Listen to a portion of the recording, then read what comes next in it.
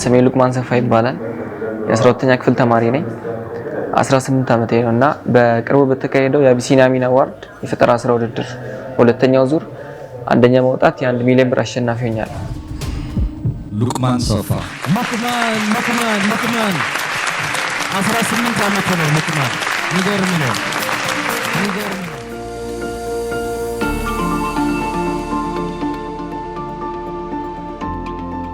እዚህ ደረጃ ላይ መድረስ በምኞት ብቻ የሚሳካ አይደለም።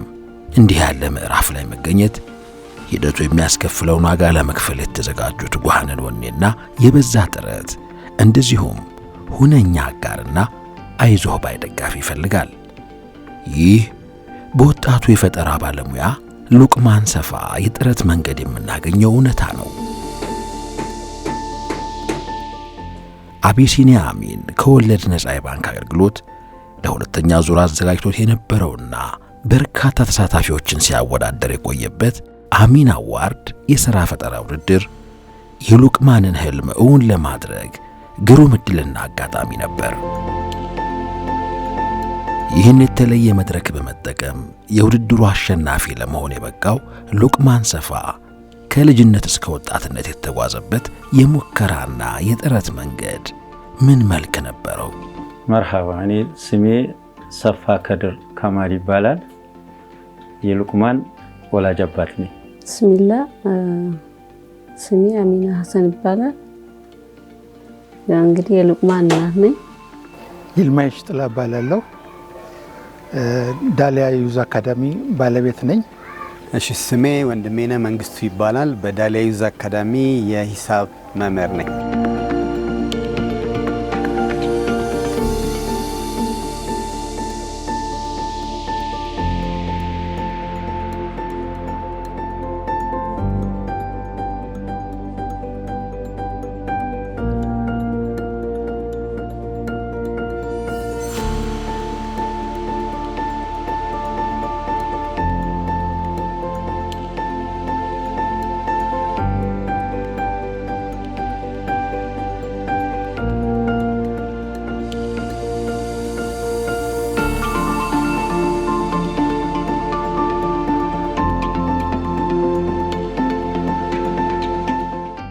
ሉቅማን ለቤቱ የመጀመሪያ ልጅ ነው። ያው ሉቅማን በባህሪው ወጣ ይላል። ምንድነው አንድ ነገር ከያዘ ይሞታታል እንጂ አይለቀውም። መጨረሻውን ማየት ይፈልጋል። የሚሰራውን ስራ እንቅልፍ ሁሉ ላይ ወስደው ይችላል። ቀንና ማታ ከሱ ጋር ነው የሚታገለው ከዛ ካሰበው ነገር ላይ። በሱ በእርግጥ እኔ ብዙም አልደግፈውም ነበረ። ያው ቃ ምናምን ብዙ ያው ይፈታታል ምናምን ያስቸግር ነበር በዛ ማለት ነው። እና እኔ ደግሞ የፈጠራ ስራ ላይ ትኩረት እንዲያረግ አልፈልግም። ያው ትምህርት ላይ ነው ትምህርቱንና ቁርአኑን ብቻ እንጂ ፈጠራ ስራ ብዙ ምን ትኩረት እንዲያረግ ስለማልፈቅድለት በቃ የሚሰራውን ነገር ምናምን ወስድበት ነበር ብዙ ጊዜ ማለት ነው። በሱ እንጣላለን አንዳንዴ። ያው በጣም ኢንተረስቱን ደግሞ ሳይ እየተውኩለት መጣው ማለት አልነካውም። ብቻ በቃ ያው እየተስማማን ከሰራ በኋላ እንዲያስተካክል እና እቃዎችን ደግሞ ማንሳት ጀመርኩ። ለምን በቃ ያገኘውን ነገር ይፈታል።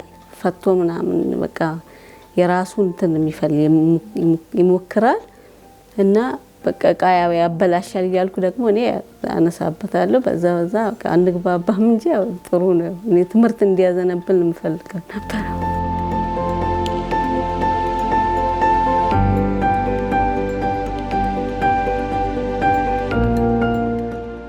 ሉቅማንን አውቀዋለሁ። ሉቅማን ከኬጂ 1 ጀምሮ ትምህርት ቤታችን እስከ 8ኛ ክፍል ድረስ የተማረ ተማሪ ነው። በጣም አውቀዋለሁ። ሉቅማን ጎበዝ ተማሪ ነው። ታታሪ ነው። በጣም ይሰራል። የቤት ስራ ሆምወርክ ምናምን ቀድሞ የሚያሳርም ልጅ ነው። ጥሩ ጸባይ ያለው ልጅ ነው። ተባባሪ ነው። ሉቅማንን አውቀዋለሁ። በጣም ከምናከብራቸውና ከምንወዳቸው ወይም ደግሞ በጣም ጎበዝ ከሆኑ ተማሪዎች ውስጥ አንዱ ሉቅማን ተማሪ ነበረ። ሪላክስ አድርጎ ወይም ደግሞ በጣም ዘና ብሎ መምህራን የሚያስተምሩትን የሚቀበል በጣም ቴክኒካሊ ደግሞ ነገሮችን የማገናኘት ነገር እና በጣም በተለይ እኔ ሂሳብ ሳስተምረው ቀሎት ነበር የሚማረው። በቃ ብዙ ነገር አይፈልግም ከኔ ትንሽ ነገር ተሰጥቶት በስፋት የሚያይ ተማሪ ነበር እና በጣም ጎበዝ ተማሪ ነው ሉቅማን ማለት።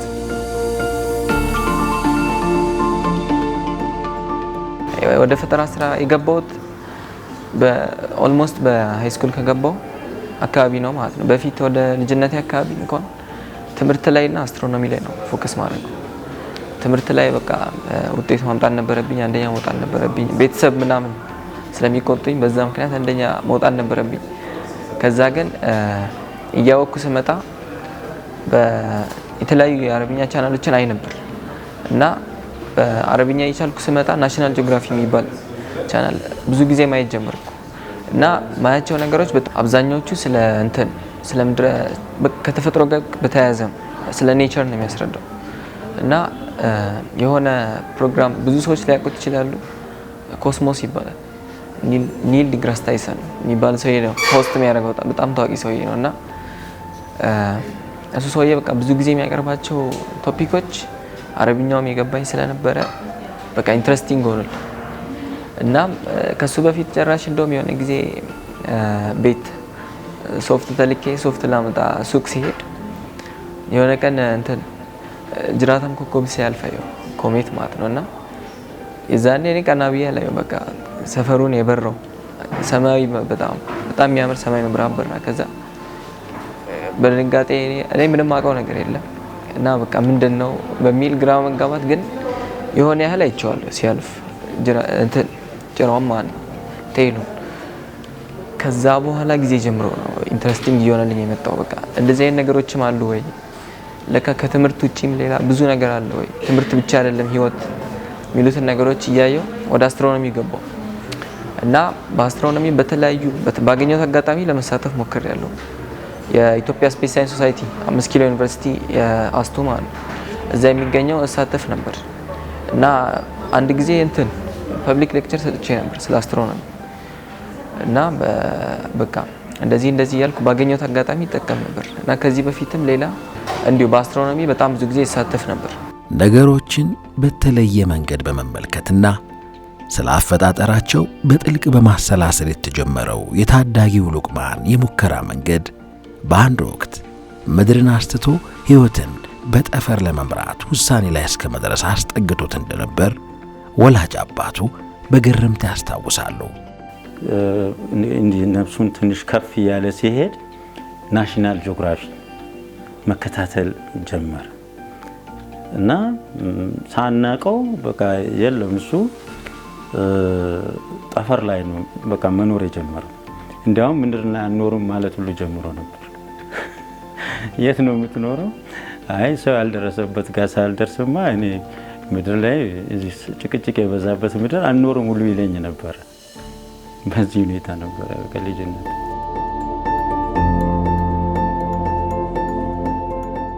ኬጂ3 ላይ በወረዳ ደረጃ ተወዳድሮ ለትምህርት ቤቱ ዋንጫ ይዞ የመጣ ልጅ ነበር። እስከ 5ኛ ድረስ ከክፍሉ አንደኛ የሚወጣ ልጅ ነው። ከዛ ከ6 እስከ 8 ባሉት ከ1 እስከ 5 ባለው ውስጥ የሚወጣ ተማሪ ነው። በፈተና ደረጃ ማለት ነው። በክፍል ደረጃ፣ በሆምወርክ ደረጃ፣ በማጥናት ደረጃ ደግሞ ተወዳዳሪ የሌለው ልጅ ነው። የቤት ስራ ሰተሽው እሱ ቢሮች ድረስ መጥቶ የሚያሳርምሽ ነው። ከዛ በፊት ሆምወርክ ብሎ አይጠብቅም። ተወዳዳሪ መሆን የሚፈልግ ልጅ ነው። መሸነፍን አይወድም። ክፍል ውስጥ በምንማማርበት ጊዜ ፈጣን ነበረ። ዘና ብሎ ነው የሚማረው። ሳይገባው አይለቅሽም እስከሚገባው ድረስ። ኢቭን አንዳንዴ ፔሪድ እንኳን ተደውሎ ቢደወልም ቢሮ ድረስ መጥቶ ጠይቆ ተረድቶ ነበረ ማወቅ የሚፈልገው። ወይም በጣም ለየት ያለም ባህሪ ወይም ደግሞ ችሎታ አለው። የተሰጠው ለየት ያለ ችሎታ አለው። በቃ ነገሮችን የማገናኘት ከእውነታው ዓለም ጋር ነገሮችን አገናኝቶ ጥያቄ ሁሉ ይጠይቅሽ ነበረ።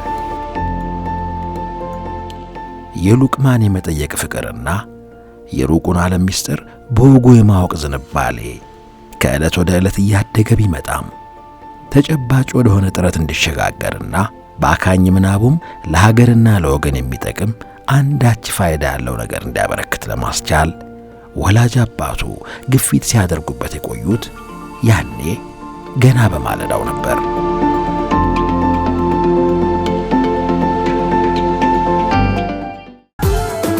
ብዙዎች በአቢሲኒያ አሚን ከወለድ ነጻ ባንክ አገልግሎት ደስተኞች ሆነዋል። ሚስጥሩ ምንድነው? አቢሲኒያ አሚን ሐቃችን በታማኝነት ፍሬ የሚያፈራበት የበረከት ውጤት ነው።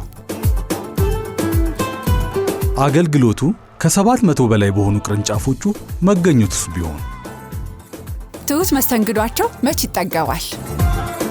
ንግዴን ያስፋፋሁት በማን ሆነና?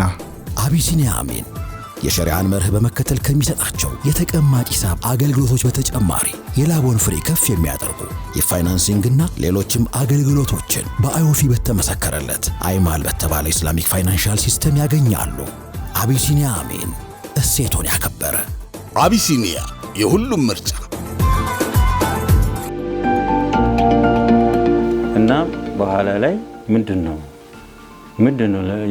ቁጥር ምን ያደርግለታል?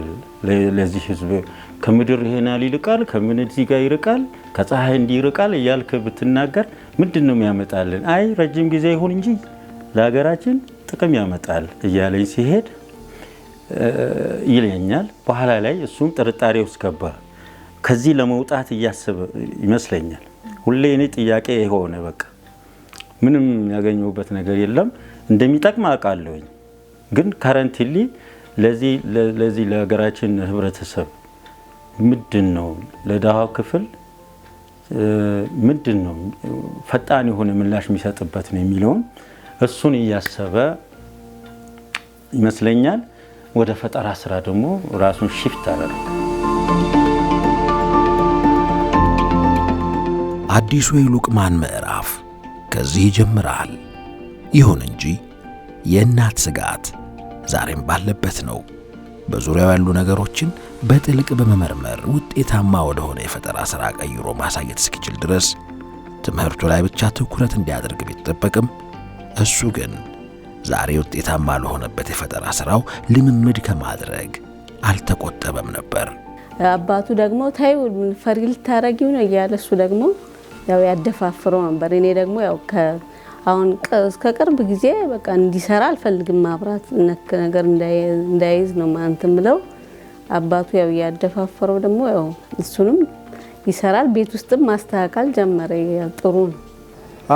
ወደ 6ኛ ክፍል አካባቢ 7 አካባቢ ሲሆን ኤሌክትሪክ ከእጁ አታጭም፣ ሶኬቶች፣ ዲናሞ እና የአምፖል ማቀፊያ ከልጅነቱ 6ኛ ክፍል 7 ምናምን አካባቢ ሲደርስ ነው እነዚህ ቴክኒካል ፓርት መገጣጠም ኤሌክትሪኮችን እንደዚህ እየያዘ መገጣጠም የጀመረው ከዛ ጊዜ ጀምሮ ነበር። መስራት ብዙ የሚፈልግ ልጅ ነው፣ መማር የሚፈልግ ልጅ ነው እና በአጠቃላይ ተማሪ ነው የምትሄዱ። በቃ ተማሪ የሚለውን እንትን ዲፋይን ሊያደርግልሽ የሚችል ተማሪ ነው። በቃ ጎበዝ ነው።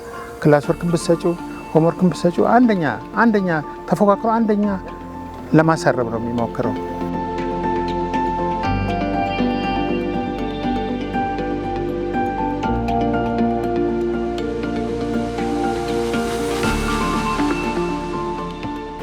ኦኬ የመጀመሪያ የፈጠራ ስራ እሱ እንኳን ድሮ አስትሮኖሚ ምናምን እያየው ስለነበረ ከኢነርጂ ጋር ነበር የሚያያዘው እና ምንድን ነበር ሃይፖቴሲስ ነው። ኦልሞስት የሆነ አምቢሽስ በቃ ህልማዊ የሆነ ፕሮጀክት ነበር። ምንድን ነበር እሱ የሆነ ኮከቦች ብቻ የሆነ ላይፍ ስቴጃቸውን ሲጨርሱ የሚያካሂዱት አሟሟታቸው ይለያል የኮከቦች እና የሆነ ምንድነው ጂአርቢኤስ የሚባል ኢቨንት አለ ጋማሬ ብረስት ማለት ልክ እሱ ምንድነው ኮከቡ ሲፈነዳ በጣም ሃይ ኤነርጂ የሆነ ጋማሬ ኢሚት ያደርጋል። ከሱ በፊትም የተለያዩ ነገሮች ብቻ እሱን ምድር ላይ ሪክሬት ማድረግ ማለት ፕሮሰሱ ከዛ ከሱ የሚገኘውን ኤነርጂ ወደ ኤሌክትሪሲቲ ኮንቨርት አድርጎ በቃ የሆነ ሰስቴነብል የሆነ ኤነርጂ ሶርስ ነበር ለመስራት ያሰብኩት። አምቢሽየስ ነው ፕሮጀክት በቃ የሆነ ህልማዊ ነገር ለማንም አይጠቅምም እስካልተሰራ ድረስ እና እንዲህ ነበር።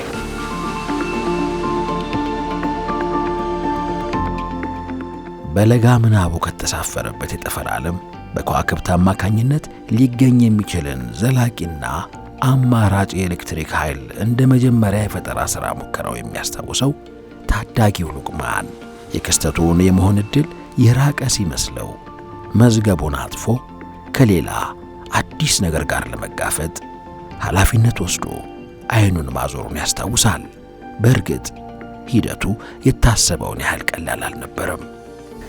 አይ እንግዲህ ይሄ ነው ማለት ባልችልም ሁሌ መቀጥቀጥ ስራው ነው። እንትኑንም እየሰራ ምንድነው ስለ ጠፈር እየተመራመረ ራሱ መቀጥቀጡን ደግሞ አያቆም። በቃ ሲቀጠቅጥ ነው። እኛ ይሄ ምንድነው ይሄን ዞር አድርግልን ብለን አንድ ካርቶን እንሰጠዋለን። ቀንና ማታ ከሱ ጋር መዋል መተሻሸት፣ ያው እልህ አለበት አላልኩሽም? ያየውን ነገር መስራት እና ስለ መኪና እንደዚሁ በቲቪ ነው የሚከታተለው። ሁሉንም የመኪና ፓርት አንድም ቀን ገራጅ ሳይገባ ያቀዋል። በጣም ከሚገርምሽ ያቀዋል። ሁሉንም ኤቭሪቲንግ ያቃል። ስለ እንትኖች መካኒካል ፓርቱ የለም ሁሉንም ያቃል። እኔ ማለት አሁን እኔ ነዳለው የሱን ያህል አላቅም ማለት ይችላል ምንም ነገር እና እንዲህ መቀጥቀጥ ስራው ነው በቃ። እና መጨረሻ ላይ ወደዚህ ሺፍት ያደረገበት ሁኔታ ነው። እሱ ደግሞ የራሱን የቻለ ሂደት አለ።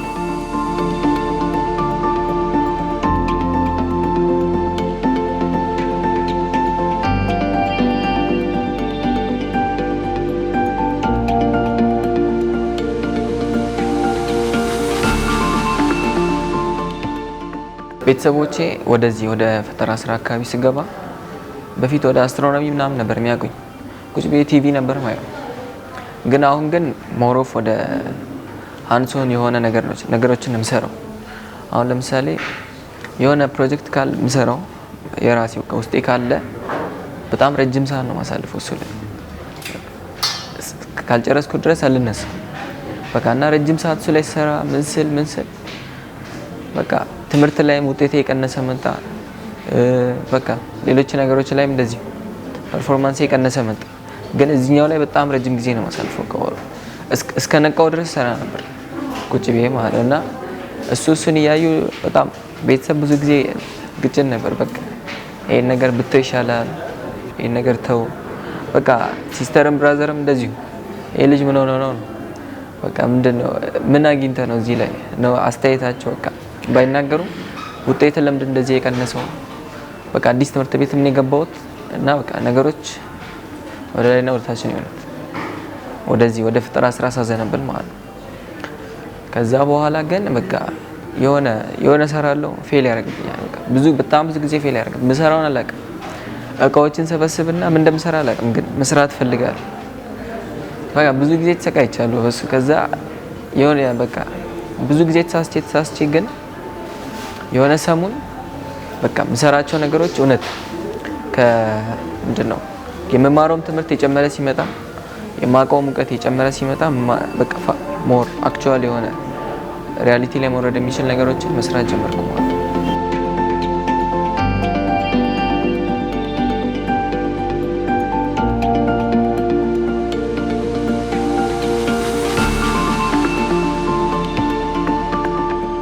የቤት ስራ ሲሰጠው ቤቱ ሄዶ አይደለም የሚሰራው። እዚሁ በቁርስ ሰዓት ሊሆን ይችላል ወይ ምሳ ሰዓት ሊሆን ይችላል። እዚሁ ሰርቶ ቶሎ ነበር የሚያሳርመው እና ሌላ ጥያቄም እንድሰጠው ሁሉ ይገፋፋኛል። ከዛ እኔ ደግሞ ደስ ይለኛል። በዚህ ጥያቄ ሰጠዋለሁ፣ ያችንም ሰርቶ ያሳርማል እና እንደዚህ አይነት ተማሪ ነበረ ሉቅማን። ለየት ያለ ነበር። በልጃቸው ጥበበኛ እጆችና ጥልቅ የማስተዋል አቅም እምነት ያላቸው የሉቅማን አባት የአሚን አዋርድ ውድድርን የሚያስተዋውቀውን ሰሌዳ ተመልክተው ማለፍ አልሆነላቸውም። ምንም እንኳ ትምህርቱ ላይ እንዲበረታ ጉጉት ቢኖራቸውም የሁለተኛው ዙር አሚን አዋርድ የሥራ ፈጠራ ውድድር ተሳታፊ እንዲሆንና ልምድ እንዲቀስም ልጃቸው ይመዘገብ ዘንድ ሐሳባቸውን አቀበሉት። ወደ ፈጠራ ስራው ያዘነበለ ሲሄድ ይሄ ነገር እንዴት ነው የሚል ጥርጣሬ ያደረብኝ። ስፔሻሊ ይሄን ስራ አሁን የተሸለመበትን ስራ ሲጀምር ዲክላይን አረገ። እንትን ውጤቱ በጣም እየቀነሰ ሄደ። የዛኔ እንደፈራሁትም የሆነ የመቀነስ አዝማሚያ አየሁበት። የዛኔ እኔም ለካ ፍቅር አለኝ። በዚህ አጋጣሚ ማን ይመጣል በዛን ወቅት ወንድሜ አለ የኔ ታላቅ እና እሱ ሲመጣ የተፈጠረው ሁኔታ ነገርኩት። በትምህርቱ ላይ ተወሰነ መቀነስ እንደሚያሳይ ስነግረው እና እንደዚህ አይነት የፈጠራ ስራ ይሞክራል አልኩት። አይ ይሄን የሚሰራውንም ትምህርቱንም የሚሰራውንም ስራ አትናቀው፣ ትልቅ ቦታ ሊደርስበት ይችላል። እሱንም ጠንክሮ እንዲይዝ እንደውም አንተም እርዳው የሚል ነገር እንደዛ መከረኝ። እንደ ትምህርቱንም ጎን ለጎን እንዲማር ጥሩ አድርጎ እንዲይዝበት እንዲሄድበት እሱን ለሱም ለኔም እንደዚህ አይነት ምክር ሰጠን። ከዛ በኋላ ነው ድጋፉን እንደዛ ሞኝ እኮ ድጋፉን አናቋርጥም። እኛ የሚፈልገውን ነገር ይሄን አድርጉ እንደዚህ አይነት ሰው ያው ምናልባት ለወደፊቱ ሊገጥማችሁ ይችላል። ሁሌ ጥያቄ አላቸው፣ ቤተሰብ ይጠይቃሉ፣ ይሄ ነገር ያስፈልገኛል በሚል ጊዜ መስጠት ነው። እኛ ውስጣችን የትምህርቱ ጉዳይ ሁሉ ያሳሰበን ማለት ነው እና እናቀርብለታለን። መጨረሻ ላይ በቃ አቁመው አልኩት ለጊዜው ይሄን ስራ። ግን አንድ ቀን ያ ወንድሜ ታላቅ ወንድሜ እሱ ይሄን በነገረኝ መሰረት አንድ ቀን ሳልፍ ይሄን ማስታወቂያ ያለው የአቢሲኒያ የሁለተኛው ዙር የአቢሲኒያ አሚር አዋርድ የሚል ማስታወቂያ ነው የዚህ መንዲዳ ላይ ተለጥፏል። እንደዛም ቅር እያለኝ ቤት መጣሁና እስቲ ሄደ ለማንኛውም ተመዝገብ አልኩት። ተመዝገብ እና ሞክር አልኩት። ባልኩት መሰረት እሱ ያው ወደ ትምህርቱ ፈርቶኝ ወደ ትምህርቱ አዘንብሎ ነበር። ግን አይ ትምህርቱን ሳይነካብህ ውድድርህን ቀጥል አልኩት። በዚህ መሰረት ሄዶ ተመዘገበ።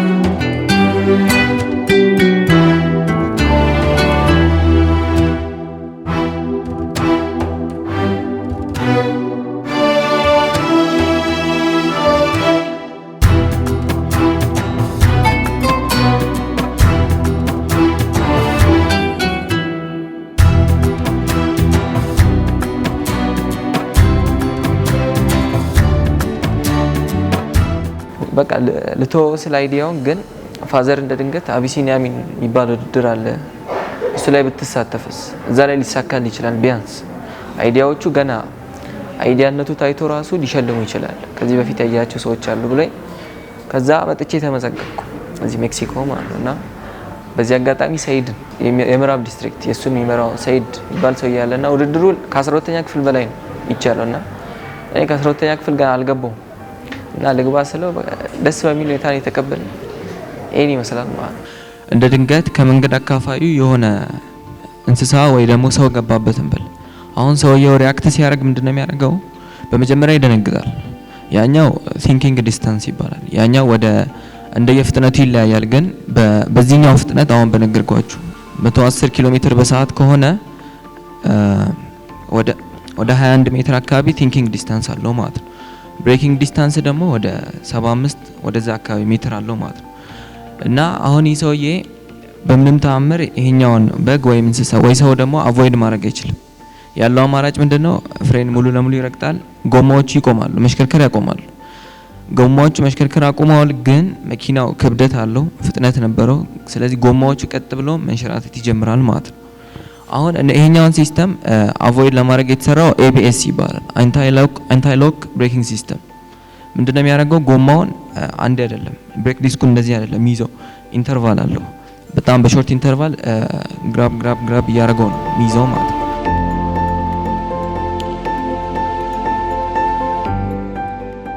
ነገን የተሻለ የማድረግን ራዕይ ሰንቀው በቁርጠኝነት በመትጋት ችግር ፈቺ ሐሳቦችን ይዘው አቅማቸውን የሚያሳዩበት መድረክ ላላገኙ የፈጠራ ሥራ ባለሙያዎች ግሩም ዕድልና አጋጣሚ ይዞ የመጣው ሁለተኛው ዙር አሚን አዋርድ የሥራ ፈጠራ ውድድር የተለያዩ ምክረ ሐሳቦች ያሏቸው 126 ተወዳዳሪዎችን በማሳተፍ እጅግ የበዛ ፉክክር እየታየበት የቆየ ሲሆን ሕልማቸውን አምነው የሙከራ መንገድ የጀመሩና የነገ ስኬታቸውን አሻግረው ማየት የቻሉ ባለሙያዎች ከመላ ሀገራችን አካባቢዎች በመገኘት ምክረ ሐሳባቸውን ማብራራት ችለው እንደነበር ይታወሳል። የ18 ዓመቱ ሉቅማን ሰፋም ከነዚህ ብርቱ ተወዳዳሪዎች መካከል አንዱ ሆኖ ወላጅ አባቱን ባስደነቀው የፈጠራ ምክረ ሐሳቡ ወደ መድረኩ ብቅ አለ። አካዴሚሽያን ነው።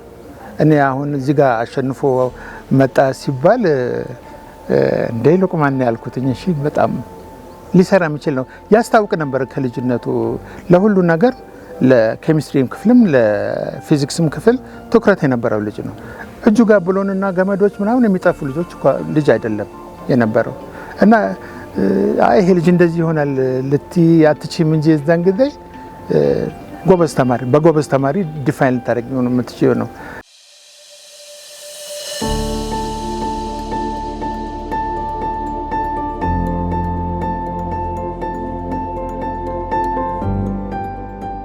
ምን ይነኛ በእጁ እያሽከረከረ ባባዩ የሰራውትን አለ እያሽከረከረ በእጁ ያሳየኛል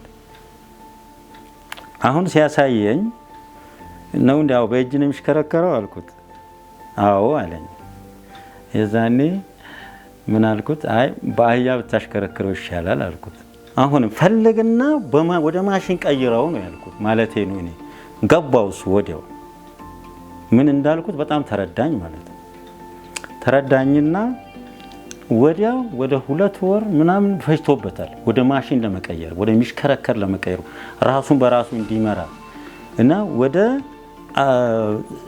አውቶማቲክ ለመቀየር ማለት ነው ረጅም ጊዜ ፈጀበት አመጣና በቃ አላመንኩም እንደዚህ ኦን ኦፍ እያደረገ ሲያሳየኝ በቃ መሽከርከር ሲጀምር እኔ ራሴ ተደንቄያለሁ በቃ ገርሞኛል ለምን ከምንም ነገር ተነስቶ ሐሳቡን ግብ እንደሚመታ ያሳየበት ነው በቃ ለኔ ምንም ምጠራጠርበት ነገር አልነበረ ስለማምንበትም የሰራው ነገር ከዜሮ እንደተነሳ አቃለሁ ስለ መኪና አጠይቀዋለሁ እኔ ራሴ ችግር ሲገጥመኝ ሉቅማን እንደዚህ አይነት ችግር ያለበት መኪናው ምንድነው ችግሩ ስለው እንዲህ ሆኖ ነው ይለኛል ገረማለሁ በቃ ማንንም ሰው እንደሚገርም ማንንም ቤተሰብ እንደሚገርም ግርም ይለኛል ከዛ አሁንም እየመጣ ግን መጨረሻ ላይ ይሄን ሳይ ደግሞ በቃ ትልቅ ደረጃ እንደሚደርስ ገመትኩ ይሄ ነገር መታየት አለበት መደገፍ አለበት የሚል ሐሳብ ስለነበረኝ ነው ያንን ማስታወቂያውን አይቼ ሄዶ እንዲመሰገብ ያደረኩት ማለት ነው በመጀመሪያ እኔ ውድድሩን ስሳተፍ የመጀመሪያ ኦሪየንቴሽን አምልጦኝ ነበር በቃ የራሱ ፕሮቶኮል አለውና ልክ ስገባ ያዩዋቸው ትልልቅ ሰዎች ናቸው በቃ እኔ ኩዮቼን ነበር የጠበቅኩት እዛ ስመዘገብ ራሱ ከ12ኛ ክፍል በላይ ነው ሲለኝ በቃ እና ሰዎችን ሳነጋግራቸው እዛው በቃ እኔ ኢንጂነር ነኝ እኔ ዶክተር ነኝ ምናምን እያለኝ ሲሄዱ በቃ እየፈራው መጣሁ ይሄ ቦታ ለኔ አይደለም ምናምን ብዬ በቃ ተስፋ ልቆርጥ ነበር ከዛ ግን የሆነ የመጀመሪያው ዙር 3 ደቂቃ ነው ወይ 2 ደቂቃ መሰለኝ የሚሰጠውና በጣም በአጭር ሰዓት ነበር ነገሮችን ማቅረብ የነበረብኝ አልተዘጋጀውም ነበር ብቻ በቃ አይዲያው ጋር በጣም ረጅም ጊዜ ስለቆየው መዘጋጀት አልነበረብኝ ስለዚህ ለዳኞቹ ሳስረዳቸው እነሱ በቃ እንደ አምቢሺየስ ፕሮጀክት ነበር ያዩት በቃ ቢሞክር ችግር የለውም ለአይዲያነቱ ምናምን ነገር እንጂ በትክክል የሰራውት አልመሰላቸው መሰለኝ ከዛ በቃ ነገሮች እንደዛ ሄዱ በጣም ደስ ይል ነበር የመጀመሪያው ዙር ከዛ ወደ ሁለተኛው ዙር ሳልፍ በቃ ይዛኔ ይሄ ነገር እንትን አለው ማለት ነው ብዬ ከዛ ነገሮችን በደንብ መስራት ጀመርኩ በፓወርፖይንት ማዘጋጀት ነበረብን ፕሮቶታይፑ በደንብ መሰራት ነበረበት የተለያዩ 3D ሞዴሎች መሰራት ነበረባቸውና በቃ እስከ ሰዎችም ጋር በደንብ የተዋወቅኩ መጣሁ እና ሳያቸው በቃ የሚሰሩት ነገር የራሳቸው ወርክሾፕ አላቸው በጣም ብዙ ኤክስፒሪየንስ አላቸው በቃ ከብዙ ሰው ጋር ኮኔክት አድርገዋል የብዙ ስራ ልምድ አላቸው እኔ ነበረኝ አንድ ሳጥነት እሱስ ባለኝ እቃ ነበር መስራት የነበረብኝና ትንሽ ቻሌንጂንግ ነው እሱ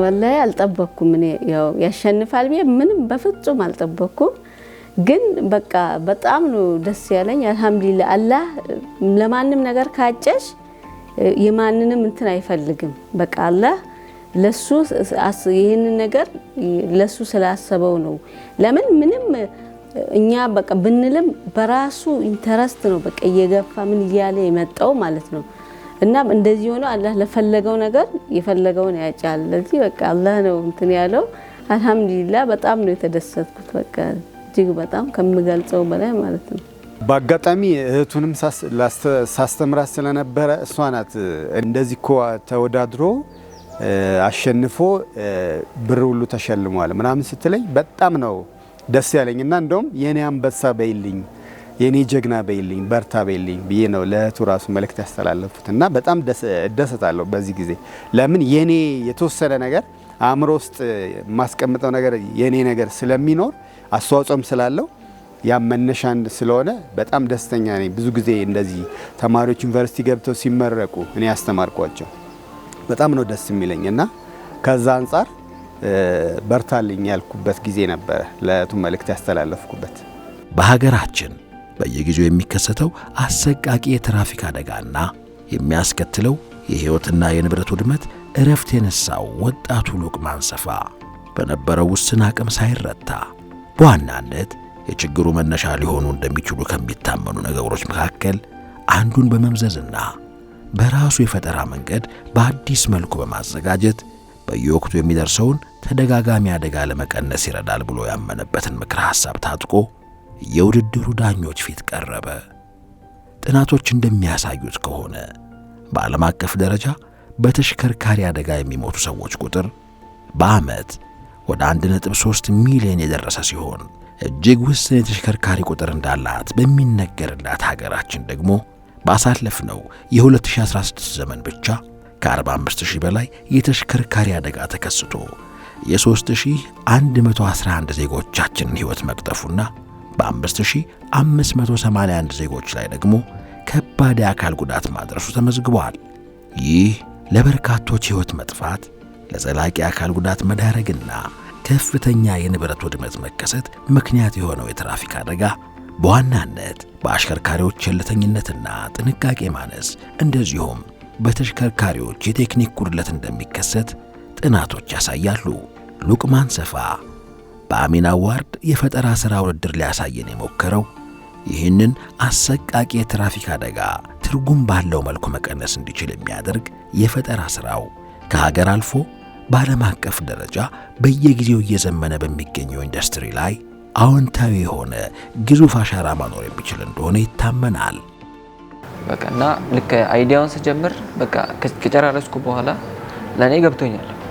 ግን ለሌላ ሰው ማስረዳበት መንገድ በጣም ካልተሰራ በስተቀር አይቻልም እና በየቀኑ በማገኛቸው ነገሮች መስራት አይቻልም። ኦልሞስት ማለት በጣም ረጅም ጊዜ ነው የፈጀብኝ። ከ2 ወር ምናምን በላይ ፈጅቶብኛል ይሄን ለመስራት ፕሮቶታይፑን ለመስራት። በጣም ብዙ ሌሊቶች አልተኛም ነበር።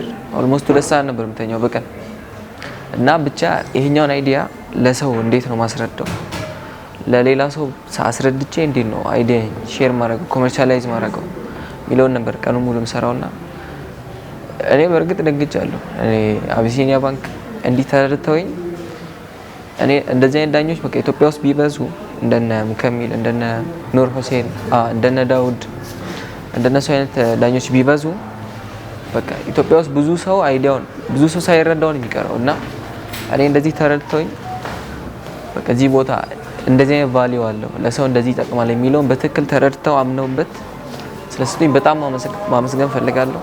ያው እንግዲህ ሉቅማንን በማየት ሌሎችም ተማሪዎቻችን ለካዚህ መደረስ ይቻላል ብለው መስራት ያለባቸው በዚህም ብቻ ሳይሆን በየትምህርት ቤቶቻችን በመንግስት ትምህርት ቤትም ይሁን በግል ትምህርት ቤቶች ያሉት ተማሪዎቻችን እንደዚህ አይነት ነገሮችን የመክፋት የማሳደግ ነገር መንግስትም የሚያወዳድራቸውን ነገሮችም እንደዚህ ቢያወዳድርና ችሎታቸውን ቴስት ቢያደርጋቸው ቆንጆ ይሆናል ብዬ ገምታለሁ። ማንኛውም ሰው ያው ልጆቹን ሲያሳድግ ማለት ነው ወላጅ እስከሆነ ድረስ ልጆቹን አንደኛ ይሄ ከፍተኛ የሆነ ምኞት አለ። ሰው ትምህርት ላይ በቃ ሁሌ አንደኛ መውጣት አለበት የሚል ሁሌ አንደኛ መውጣት አለበት። በቃ አንድን ሰው አንድን ልጅ ሊቀይር የሚችለው ትምህርት ብቻ ነው የሚል አይነት አስተሳሰብ እሱን ነገር ቢቀየር ደስ ይለኛል። ምንድነው የማይፈልጉት ነገር ላይ ጫና እንዳናደርግባቸው ያስፈልጋል። ልጆቹን ማጥናት ነው ወዴት ነው የሚያዘነብሉት የሚለውን ነገር መጀመሪያ ራሳችን ቤት ውስጥ ልጆቻችን እስከሆኑ ድረስ እያንዳንዱ እንቅስቃሴያቸውን እናውቃለን። ወደሚያዘነብለው ትምህርቱንም ሳይጎዳ ዝንባሌ ወዳለበት ፎከስ እንዲያደርግና እሱ በሚፈልገው መልኩ መደገፍ ቢችል ማንኛውም ቤተሰብ ልጁን ጥሩ ቦታ ደርሶ ማግኘት ይችላል ብዬ ነው የምገምተው። አቢሲኒያ ባንክ ያደረገው ነገር በጣም ጥሩ ነው። ለምን አሁን ብዙ ቅድም እንደነገርኩሽ ብዙ ተማሪዎች ይወጣሉ። ብዙ ችሎታ ያላቸው የታመቀ ችሎታ ያላቸው ተማሪዎች ይወጣሉ። ግን አሁን እነዚህ ያንን ችሎታቸውን ለማውጣት ምን ያስፈልጋቸዋል? ሰፖርት መርዳት ያስፈልጋል። በማቴሪያል ሊሆን ይችላል፣ በሀሳብ ሊሆን ይችላል፣ ወይም ደግሞ በማበረታታት ሊሆን ይችላል። እና አቢሲኒያ ባንክ ያደረገው ሉቅማን እንደዚህ አዲስ ፈጠራ እንዲሰራ ስላደረገው በእውነት ሊመሰገንና ሊበረታታ ይገባል። እና ሌሎችም እንደ አቢሲኒያ ባንክ ሌሎችም የግል ሴክተሮች ሊሆን ይችላሉ፣ ባንኮች ሊሆን ይችላሉ፣ ታላላቅ ሰዎች ባለሀብቶች ሊሆን ይችላሉ። እንደዚህ በየትምህርት ቤቱ እየመጡ አንዳንድ የሚያስፈልጉ ነገሮችን ሰፖርት ቢረዱ ብዙ ተማሪዎች የተለያየ ፈጠራ ሊሰሩ ይችላሉ ብዬ አስባለሁ። እና ይሄን እንዲያደርጉ መልእክቴን በዚሁ አስተላልፋለሁ።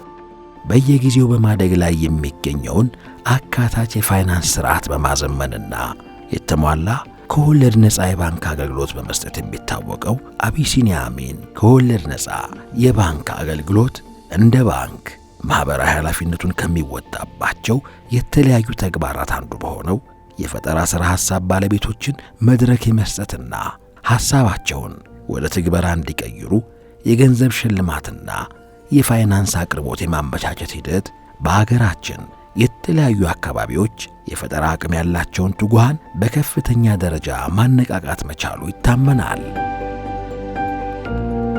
አቢሲኒያ አሚን ያው መቼስ ያው አልহামዱሊላህ ሐሳቡን ተረተው አምነውበት ማለት ነው እና መጨረሻው አላህ እንዲያሳምረው ነው ምኞቴ።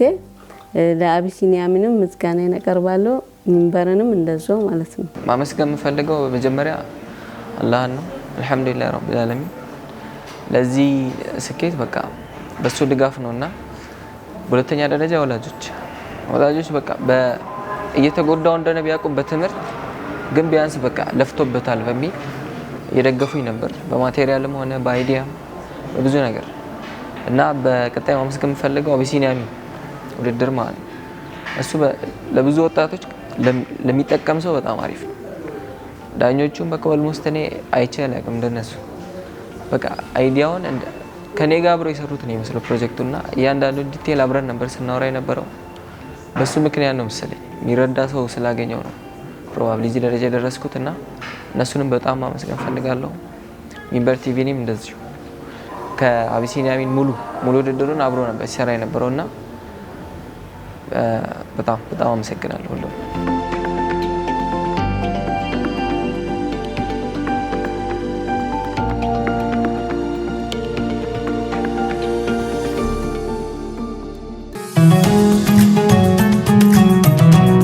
ሁላችንም ከንግግሮቻችን ይልቅ ድርጊታችንን በትኩረት ለሚከታተሉ ልጆቻችን ስለምናወርሰው ነገር አብዝተን እንጨነቃለን።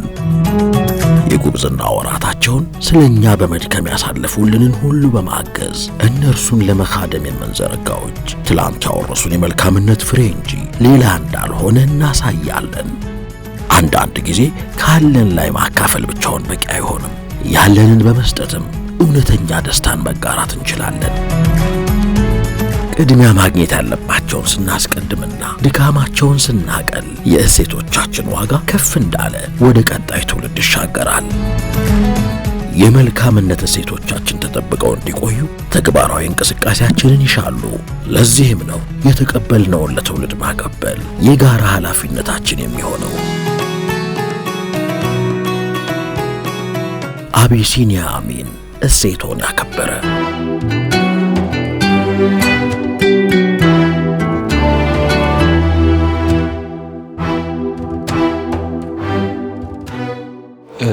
የስራ ፈጠራ ውድድሮች ስራ ፈጠራ የሰው ልጆች የተለያዩ ክህሎት አላቸው። እነዛ ክህሎቶች ብዙ ጊዜ ተደብቀው ይቀሩና ውድድር ይገልጣቸዋል። የስራ ፈጠራ ውድድር ብቻም ሳይሆን ለምሳሌ ነሽዳ ውድድሮች፣ የአትሌቲክስ ውድድሮች ክስተት ነው የሚገልጻቸው፣ ውድድር ነው የሚያወጣቸውና እነዚህ ውድድሮቹ ለነገ የሚባሉ አይደለም። አንዳንዴ ጥሩና ስማርት አይዲያ ኑሮሽ ግን ዋጋ የለውም ብለሽ የተውሻቸው በርካታ ወጣቶች ዘንድ አሉ።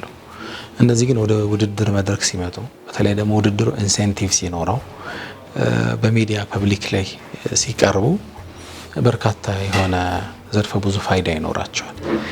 ምናልባት አንዳንዴ አንደኛ የወጣው ተሸላሚ እያለ 10ኛ የወጣው ተሸላሚ ቴሌቪዥን ላይ ያየው ሰው በግል ጠርቶ ወደ ግል ኢንቨስትመንቶች ሁሉ ሊገቡ ይችላሉና አንድ ሀገር የቆመችበት መሰረት በተለይ እንደ ኢትዮጵያ ያለ ብልጽግናን መርሁ ላደረገ ሀገር መበልጸግ መስፈንጠር የሚችለው አዳዲስ የሥራ ፈጣሪዎችን ወደ መድረክ ማምጣት ስንችል ነው።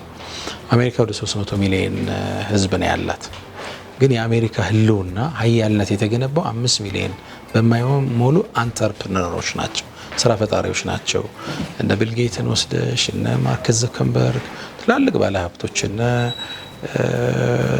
ጄፍ ቤዝን ብትወስጂ ትላልቅ ባለሀብቶቹ በርካታ ቢሊዮን ብቻቸውን የሚያንቀሳቅሱ ሰዎች ነው አሜሪካ ያደረጓት።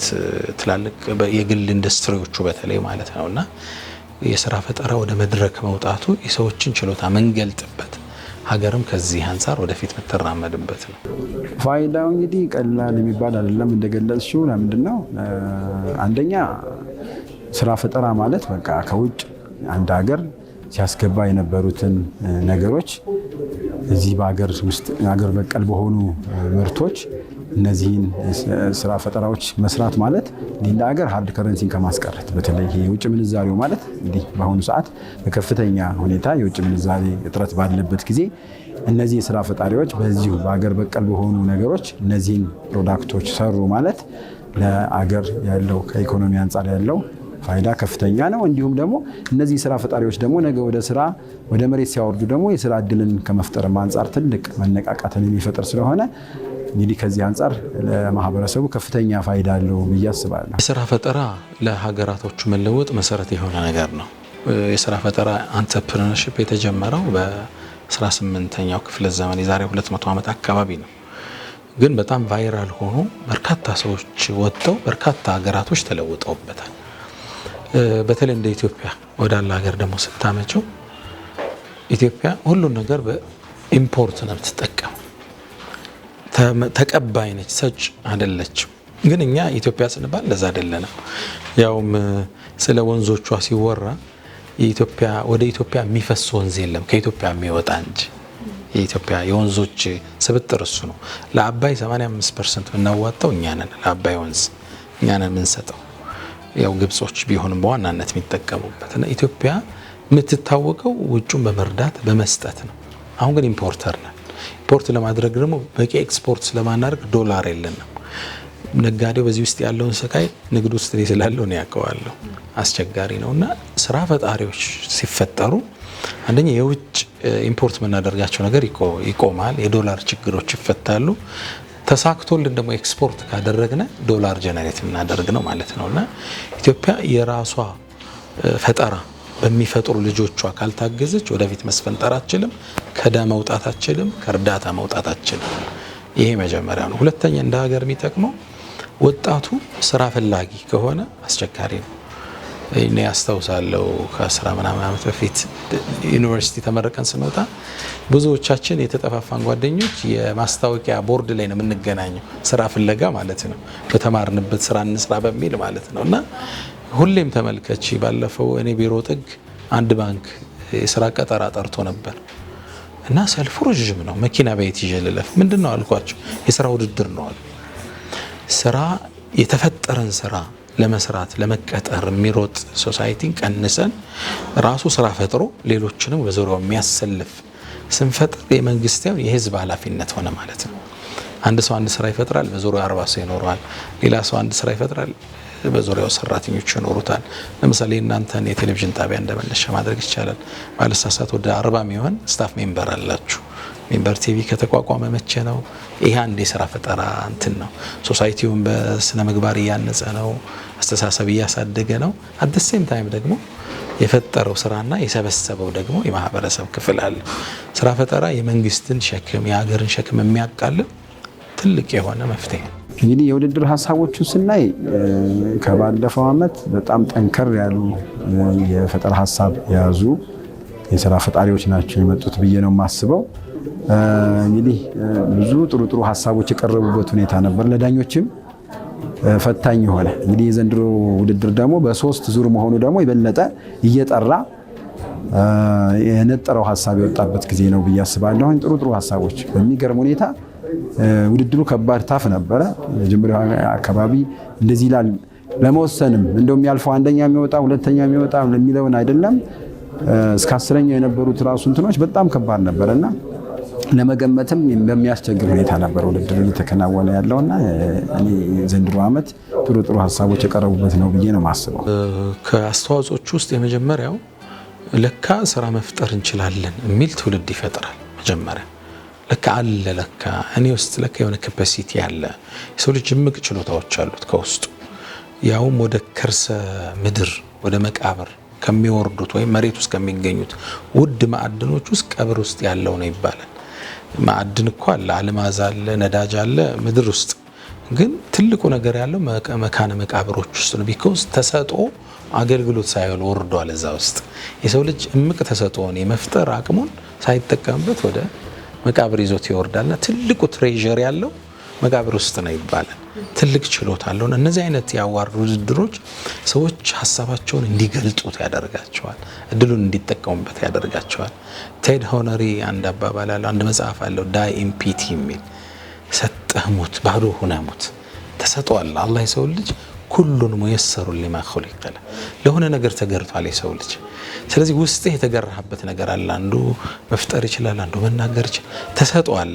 ያን ተሰጥኦ ገልጠው አራግፈው ዓለምን አገርህን ለውጠህ ተሻገር ይላልና እንደዚህ አይነት የአዋርድ ውድድሮች ሰዎች አስተሳሰባቸውን እንዲገልጡ ትልቅ አስተዋጽኦ አላቸው። መጨረሻ ቢነሳ ብዬ ማስበው እንግዲህ አሁን ተወዳዳሪዎች በተለይ የሚቀጥለውም እንደዚሁ እንዳምናው ተወዳዳሪዎች እነዚህ የስራ ፈጣሪዎች መጥተው ባንካችን ጋር እንዲወዳደሩ እንዲያደርጉ እንዲሁም በቲቪ የሚከታተለውም የማህበረሰብ ክፍል ይሄንን እንደ አገርም ስናየው ከፍተኛ ጠቀሜታ ስላለው ይሄንን ውድድር ለሚያውቋቸውም ለቤተሰባቸውም ለሌሎችም በመንገር ይህን እድል እንዲያገኙ እንዲያስተላልፉ መልእክት እጠይቃለሁ። አመሰግናለሁ። ባንክ የህዝብ ነው፣ በህዝብ ንብረት ነው የቆመውና ለህዝብ ለመድረስ ነው። ህዝብን ያበድራል፣ ህዝብን ጋብሮ በሸር ይሰራል። ሙዳረባ ሙሻረካ ምንላቸው የኢንትረስት ፍሪ የሆኑ ሲስተሞችን በመስራት የሀገርን ኢኮኖሚ ለማልማት ነው የባንኮቹ ዓላማ። ከሀገር ከምንለውጥበት ህዝብ ከምንጠቅምበት አንዱ ቱል ደግሞ ሰዎች ስራ ፈጣሪ ሆነው ከዛ ደግሞ እሱም ፋይናንስ አድርገናቸው ዞሮ የባንካችን ሜምበር ነው የሚሆኑት እና ሰዎችን ከቁጠባ ከማስቀመጥ ስራ ፈጥረው ለሌሎቹ ሁሉ መነሻ የሚሆኑትን ፕላትፎርም ማዘጋጀት ትልቅ እድል ነውና ባይ ዘ ዌይ አቢሲኒያ አመራሮችንም ባለፈው አግኝቻቸው አውርቻቸዋለሁ። በጣም ቆንጆ ፕሮግራም ነው፣ በርቱ፣ ህዝብ ወዶታል ያልኳቸው ነበር። የፕሮግራሙ እየተካሄደ ያለና አሁንም አቢሲኒያ ትልቅ ስራ ነው የሰራው። አሚን አዋርድ አይን ከፋች ነው። ምናልባት በበርካታ ቴሌቪዥኖች ከዚህ በኋላ በባንኮች ስፖንሰር የሚደረግ ውድድሮች እንደምናይ ተስፋ አደርጋለሁ። ምናልባት ደግሞ እነዚህ ልጆች በእነዚህ ሰዎች የተከፈቱት እድል አገርን አስተዋጽኦ ፈጥሮ ምናልባት አብረን ነገ በምስክርነት መናያቸው እንደሚሆኑ ተስፋ አደርጋለሁና የባንኩ ዓላማ ህዝብን መጥቀም ነው፣ ህዝብን ማገልገል ነው።